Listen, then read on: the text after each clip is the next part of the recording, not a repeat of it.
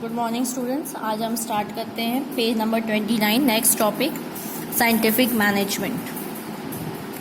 In 20th century, changes in opinion of laborers, industrial revolution and major problems of industrial sector gave birth to the concept of scientific concept। मतलब बोल क्या रहा है, जब से 20th century में changes आने लगे, जैसे चेंजेस कैसे आने लगे, ओपिनियन ऑफ लेबर्स के ओपिनियन बदलने लगे, इंडस्ट्रियल रिवोल्यूशन, बहुत सारी इंडस्ट्रीज बनने लगी, major problems of industrial sector, जैसे इंडस्ट्रियल सेक्टर में भी बहुत सारी प्रॉब्लम्स आने लगी, तो तब से किस कॉन्सेप्ट का डेवलप हुआ है, साइंटिफिक कॉन्सेप्ट का डेवलप हुआ है। First of all, in the year 1932 Charles Babbage explain the principles of management in his book. बताया गया है कि 1932 में चार्ल्स बेबेज ने प्रिंसिपल ऑफ मैनेजमेंट को अपनी बुक में समझाया था। उनकी बुक का नाम था economy of manufacturers. F.W. Taylor is considered as the person behind the concept of scientific management। जो F.W. Taylor थे, उनको माना जाता है कि जो कॉन्सेप्ट आया था साइंटिफिक मैनेजमेंट का, इन्होंने ही दिया था इस कॉन्सेप्ट को। He is considered as the father of scientific management। F.W. Taylor को क्या माना जाता है, फादर माना जाता है साइंटिफिक मैनेजमेंट का। He applied many experiences while working in the organization। जब उन्होंने एक ऑर्गेनाइजेशन में काम कर रहे थे, उन्होंने तब बहुत सारा एक्सपीरियंस लिया वहाँ से। This concept brought revolutionary changes in the world। इस कॉन्सेप्ट से मतलब साइंटिफिक मैनेजमेंट से बहुत सारे चेंजेस आए हैं हमारे वर्ल्ड में। चलिए हम नेक्स्ट पेज में देखते हैं। देखिए मीनिंग क्या होता है साइंटिफिक मैनेजमेंट का। Scientific management is made up of two words, science and management. Science is the application of logic, reasoning and it gives a new dimension to a study approach to different problems of life। जैसे हम जानते हैं study science क्या होता है, logic based होता है, reasoning based होता है और हमें नया डायमेंशन मतलब नई चीज़ें सिखाता है रिलेटेड टू जो हम प्रॉब्लम फेस कर रहे हैं लाइफ में, उसको सॉल्व करने के लिए। When you apply scientific approach towards management, जब हम साइंस को मैनेजमेंट में अप्लाई करेंगे concept, this is called scientific management. तो उसे हम क्या बोलेंगे, साइंटिफिक मैनेजमेंट बोलेंगे। Tyler has formulated the principle of management after studying the scientific management minutely and deeply। मतलब बोला गया है टेलर ने जो प्रिंसिपल्स बनाए थे मैनेजमेंट के, वो पहले उन्होंने स्टडी किया था साइंटिफिक मैनेजमेंट का माइन्यूटली एंड डीपली, बहुत वास्ट तरीके से, तब जाके उन्होंने अपने प्रिंसिपल्स दिए थे। Taylor has presented the principles of management in a scientific way. जो टेलर थे उन्होंने जो अपने प्रिंसिपल दिए थे वो साइंटिफिक वे में ही दिए थे। So it is called principles of scientific management. अब देखिए डेफिनेशन दे रखी है यहाँ पे आपको बहुत सारे राइटर्स की। पहली डेफिनेशन हम देखते हैं F.W. टेलर की। इन्होंने बताया था scientific management is the substitution of exact scientific investigation and knowledge for the old individual judgement and opinion in all matters relating to work done in the shop. मतलब बोला क्या जा रहा है कि हम क्या कर रहे हैं, जो ओल्ड सिस्टम जो फॉलो करते थे, ओल्ड ओपिनियन फॉलो जो करते थे, अब उसकी जगह हम साइंटिफिक तरीके, साइंटिफिक इन्वेस्टिगेशन, नॉलेज अप्लाई कर रहे हैं काम करने को। इसी तरीके से आपको बहुत सारी डेफिनेशन दी हुई है, इसको आप खुद से रीड कर लीजिएगा। चलिए अब हम आगे बढ़ते हैं। कैरेक्टरिस्टिक ऑफ साइंटिफिक मैनेजमेंट, क्या होते हैं characteristics. On the basis of our definition following are the characteristic of scientific management. The objectives of every job in scientific management is fix and predetermined. मतलब बताया जा रहा है कि every job in scientific management fix and, मतलब बताया जा रहा है कि जो साइंटिफिक मैनेजमेंट अगर आप फॉलो करते हैं तो उसमें हर लोगों के काम, हर लोगों की जॉब फिक्स होती है और प्रीडिटरमाइंड, पहले से डिसाइडेड होती है। There is a fixed plan to attain objective, पहले से प्लान बनाए जाते हैं जिससे ऑब्जेक्टिव को अचीव किया जा सके। Mutual cooperation among employees is essential in scientific management. Employees जो काम कर रहे हैं उनके बीच में कोऑपरेशन होनी चाहिए, अंडरस्टैंडिंग होनी चाहिए साइंटिफिक मैनेजमेंट में। Scientific management works on the objective of maximum production at minimum cost। इसका मेन साइंटिफिक मैनेजमेंट किस बेसिस पे काम करता है कि ज़्यादा से ज़्यादा सामान बनाना है एट मिनिमम कॉस्ट, कम से कम पैसे में। Motivation is considered necessary for the completion of work. कोई भी काम करने के लिए इंकरेजमेंट, मोटिवेशन होना चाहिए।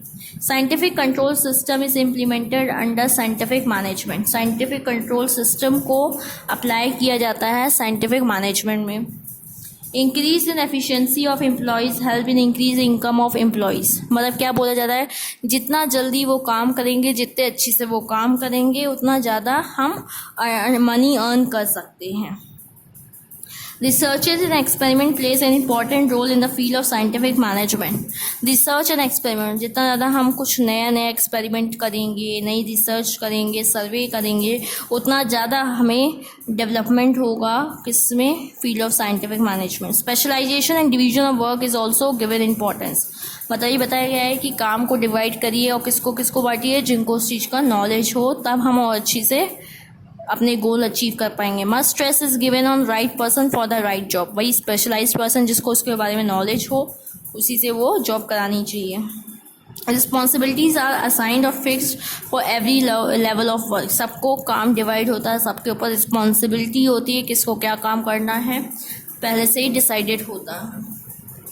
अब आपको बोला जा रहा है Taylor's contribution in sphere of management. Taylor का योगदान इन स्फीयर ऑफ मैनेजमेंट में। F.W. Taylor was the first person who insisted on the instruction of scientific management. एक F.W. जो पहले पर्सन थे जिन्होंने इंट्रोडक्शन दिया था साइंटिफिक मेथड का in management, and it was he who along with his associates made the first systematic study of management. इन्होंने पूरे सिस्टमैटिक और प्रॉपर तरीके से मैनेजमेंट की स्टडी की थी।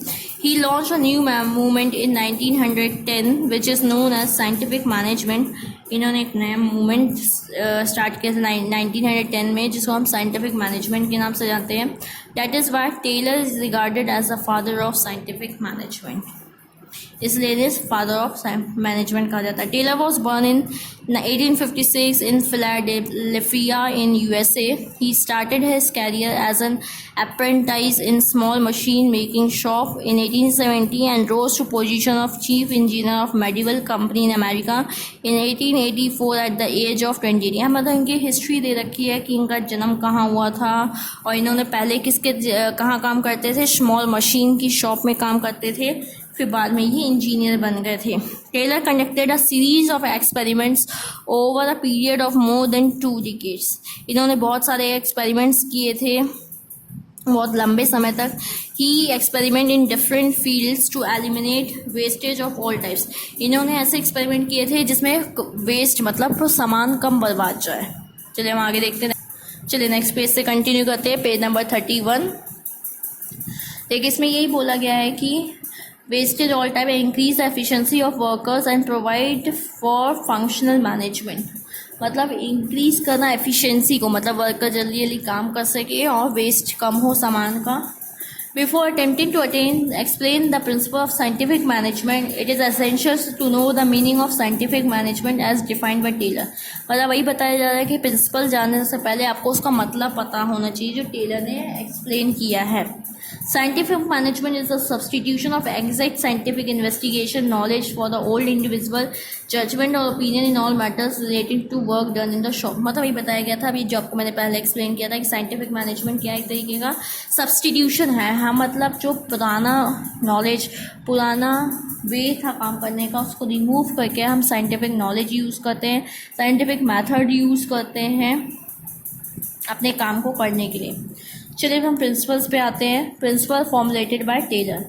The principle formulated by Taylor are in fact the principle of scientific management. Sir Taylor has formulated the principle of management after studying the scientific management minutely and deeply. मतलब वही बताया गया Taylor ने जब scientific management के principles पढ़ लिए थे, साइंटिफिक मैनेजमेंट को पढ़ लिया था, तब उन्होंने प्रिंसिपल ऑफ मैनेजमेंट दिया था।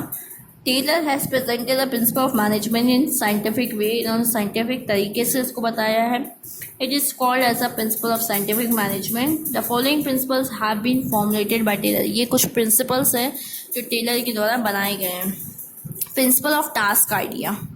This pertains to the norms of productivity of individual workers. It is a technique of forecasting and viewing ahead every step in a long series of separate operation। इसमें यही बताया गया है कि हम पहले से ही सोच लें कि हमें क्या काम करना है, उसके लिए हमें कौन सी टेक्निक का यूज़ करना है, किस मेथड का यूज़ करना है।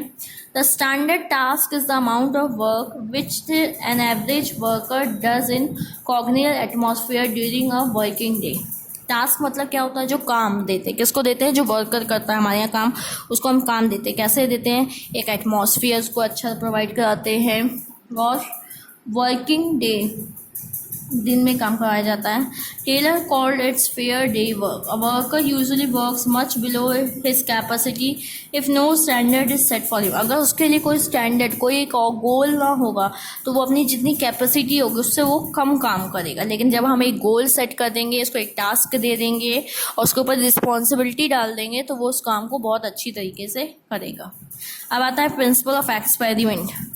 Taylor suggested that the following studies be conducted by the organization. बहुत सारी स्टडीज़ करनी चाहिए so that it was insight in knowing the method of doing a job और movement of a machine, time required for its completion and fatigue that is associated with performing job. हमें एक तरीके का study करना चाहिए कि किसी काम को करने में कितना टाइम लगता है, मशीन को कितना देर चलना चाहिए, और इंसान कितनी देर में थक जाता है एक काम को करके। पहला देखिए time study. It is done to observe and study the minimum time required to perform any task. एक काम को करने के लिए कम से कम कितना टाइम लगेगा, ये इसलिए चेक करने के लिए किया जाता है। Through time study the precise time required for man work is determined. एक इंसान को काम करने में कितना टाइम लगेगा वो उसमें से डिसाइड किया जाता है। It will help in fixing the standard time required to do a particular job. ये इसलिए किया जाता है कि हम एक फिक्स टाइम स्टैंडर्ड बना सके कि आपको इतने समय के अंदर एक काम करना है। देखिए आपको डायग्राम दिया हुआ, ये देख रहे हैं कि मशीन कितना मूवमेंट कर रही है, एक इंसान कितना काम कर सकता है और कितनी देर में काम हो रहा है। चलिए हम नेक्स्ट पेज में आते हैं। देखिए इसमें दिया हुआ है motion study. It is a study of a machine operator and his movement for performing the job. मतलब एक जो मशीन को चलाता है उसकी हम यहाँ स्टडी करते हैं। इस movement for performing the job मतलब एक काम को करने के लिए कितनी बार मशीन को चलाना पड़ता है, उसको मूवमेंट होना पड़ता है। The purpose is to eliminate the useless motion and thereby stabilize the standard for performance. मतलब मशीन बेफालतू ना चले, जितना काम में इसको टाइम लगे उतना ही देर चलाना चाहिए। The study is understood in order to develop a less time consuming system for accomplishing the work. मतलब कितना टाइम लगेगा मशीन को एक काम करने में, ये चेक किया जाता है इसमें। Fatigue study. फटीग का मतलब है कितनी बार एक पर्सन जो काम कर रहा है वो कितनी देर में थक जाता है, उसकी कैपेसिटी कितनी देर में कम हो जाती है। Excessive specialization of work and poor working condition में cause monotony resulting in both physical and mental fatigue among industrial workers. मतलब बोला है कि आप काम तो स्पेशलाइजेशन के अकॉर्डिंग दे रहे हो, लेकिन जो वर्किंग कंडीशन जहाँ वो काम करे वो एटमॉस्फेयर अच्छा ना हो तो उससे क्या होता है, इंसान फिजिकली और मेंटली दोनों तरीके से थक जाता है। Fatigue either physical mental always has an adverse effect on workers health and efficiency. उसके वो हेल्थ में और काम करने में असर डालते हैं। The idea of this study is to see that workers maintain their operational efficiency without an injury to their health and happiness. मतलब यही देखना चाहिए कि वो कितने अच्छी तरीके से काम कर सके, उसको हम कितना अच्छा इन्वायरमेंट प्रोवाइड कर सके जिसकी उसकी हेल्थ ख़राब ना हो और वो खुशी खुशी अच्छा काम कर सके। फिर दिया हुआ है principles of scientific selection and training. Scientific management requires a radical change in the methods and procedures of selecting workers for the plan. मतलब बोला है कि साइंटिफिक मैनेजमेंट ने चेंजेस लाया है मेथड्स और प्रोसीजर्स में, किसके, जिससे हम वर्कर्स को सेलेक्ट करते थे अपने प्लान्स के लिए। It is essential to entrust the task of a selection to a central personnel department। हमें ये काम किसको देना चाहिए, सेंट्रल पर्सोनल डिपार्टमेंट को काम देना चाहिए कि वो वर्कर्स छाट के दिए। After having selected the workers every job must be interested to the best worker in the factory. काम मतलब जब अपने वर्कर को काम में रख लिया उसको सबसे अच्छे से अच्छा जॉब दो कि वो कर सके। This depend upon the workers aptitude skill and intelligence. वो उसके काम करने इंटेलिजेंस पे, स्किल पे डिपेंड करता है कि वो कितना अच्छा काम कर रहा है। Under scientific management the management has to undertake the training of a workman before allotting them certain task. मतलब किसी कोई काम देने से पहले उनको आप उसको प्रॉपर ट्रेन करो, training should be imparted from time to time improve the efficiency of work. और ट्रेनिंग टाइम टू टाइम देना चाहिए जिससे वो उनके अंदर जो कमियां हैं उसको हम दूर कर सकें और उनके अंदर हम इम्प्रूवमेंट ला सकें। फिर दिया हुआ principle of justified division of work. According to this principle of division of work should be allotted to the right person according to his choice and efficiency. This is called right job to the right person. मतलब जो person हमको लगता है कि ये काम कर सकता है उसे हमें काम देना चाहिए जिससे वो काम अच्छी से हो सके। फिर दिया हुआ है principle of incentive based system. Taylor assumes that in addition to good wages, proper incentives should be given to the employees for getting proper attention towards the work. मतलब wages जो आप रोज का दे रहे हो मतलब काम करने का वो तो ठीक है, लेकिन उसके साथ कुछ incentives कुछ और एक्स्ट्रा दो जिससे वो और अच्छा काम कर सके। Taylor introduce different wage system in this regard. This implies that a worker who works as per the standard set out should be paid more. मतलब जो स्टैंडर्ड आपने सेट किया है उसके अकॉर्डिंग वो काम करता है तो उसको कुछ ज़्यादा पैसे या कुछ अच्छा अवार्ड मिलना चाहिए। When compared to inefficient worker, जो कम अच्छी से काम करता है उसे थोड़ा कम मिलना चाहिए। Who does not work as per the standard set. In simple words, a work person who works more should receive more wages than person who does not. मतलब इसका सिंपल वर्ड यही है कि जो ज़्यादा काम करे उसको ज़्यादा अच्छे सैलरी या वेजेस मिलनी चाहिए और जो कम काम करे उसे कम मिलना चाहिए। Principles of scientific selection and use of material. अब हम कैसे मटेरियल और कैसे सेलेक्ट करना चाहिए। Good quality of finish product can only B obtain with good quality of raw material. वही है कि आप फिनिश गुड्स तभी अच्छा बनेगा जब आपने उसके लिए रॉ मटेरियल्स अच्छा चुना होगा। तो proper utilization of raw material is also essential to avoid wastage. अच्छा रॉ मटेरियल चुनना जरूरी होता है जिससे वेस्टेज कम हो। Thus, the proper selection of raw material as well as proper and best utilization of raw materials prove beneficial for the organization. वही बताया गया है कि अच्छा रॉ मटेरियल सेलेक्ट करना, उसको अच्छी तरीके से यूज़ करना एक ऑर्गेनाइजेशन के लिए वेलफेयर अच्छा तभी होगा तब आप उसको फिनिश प्रोडक्ट्स में अच्छी तरीके से कन्वर्ट कर पाएंगे। फिर दिया हुआ है principles of modern machines and equipment. Modern and advanced machines and equipment should be used at the time of production because production cost decreases with the use of advanced equipment and finished products are produced quickly. मतलब बोला जा रहा है कि modern machine और equipment जो आजकल चल रहे हैं मार्केट में वो यूज़ करना चाहिए जिससे क्या होता है जो प्रोडक्शन बनाने की कॉस्ट वो आती है वो कम पड़ती है। अगर हम एडवांस चीज़ें यूज़ करेंगे इससे चीज़ें जल्दी भी बन जाती हैं, इलेक्ट्रिक भी कम खाएंगी और अच्छी क्वालिटी की बनेंगी। Principle of standardization. This involves the standardization of tools, equipment, condition of work, materials so that the best product can be produced at minimum cost. इसमें यही बताया गया है कि आप स्टैंडर्डाइजेशन मतलब एक स्टैंडर्ड अचीव कब कर सकते हैं जब आप अच्छे टूल्स यूज़ कर रहे हैं, मशीन्स यूज़ कर रहे हैं, अच्छा रॉ मटेरियल यूज़ कर रहे हैं, वर्कर्स को अच्छी वर्किंग कंडीशन दे रहे हैं तो अच्छी से काम करेंगे, खुश होकर काम करेंगे और हमारा जो प्रोडक्ट है वो कम कॉस्ट में बहुत अच्छी क्वालिटी का बन जाएगा। चलिए हम आगे बढ़ते हैं नेक्स्ट पेज में, page number 13, principle of functional organization. देखिए इसमें क्या बोला, Taylor has suggested functional organizational system. This organization is called 8 boss scheme. Gang boss, speed boss, repair boss, inspector, shop disciplinary, route clerk, instruction card clerk, time and cost clerk. मतलब बोला जा रहा है कि जो आप ऑर्गेनाइजेशन चला रहे हो उसको 8 पार्ट्स में देखने वाला होना चाहिए। ये डिफरेंट डिपार्टमेंट है जो ये चेक करते हैं। चलिए हम 10 पॉइंट में आते हैं। Principle of idle cost accounting system.